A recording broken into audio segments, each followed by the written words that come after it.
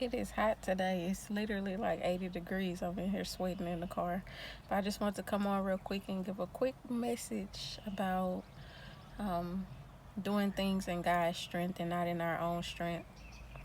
I know a lot of us are in seasons where God is shifting us and He's calling us to let go of things that are hindering us and that's holding us back, whether it be a relationship, a toxic relationship, or a job that you're, supposed to been moved on from, or a place, a house, or a location that you've been at and your season has passed.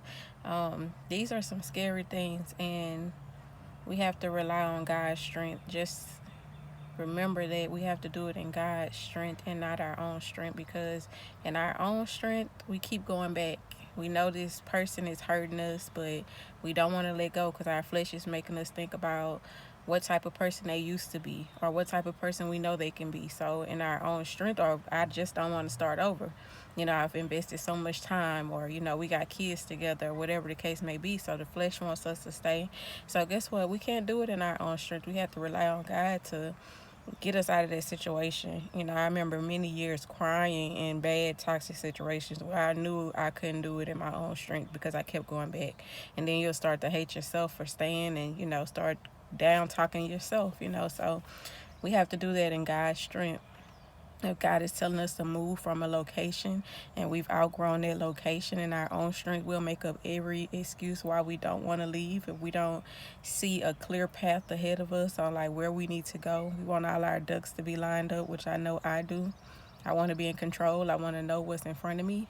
And God doesn't always give us those pieces. He wants us to build our faith and move on faith and step out and do what He's calling us to go and do. So, like I said again, not in my own strength, but I have to do that type of move on God's strength because I can't do it by myself with my own mentality.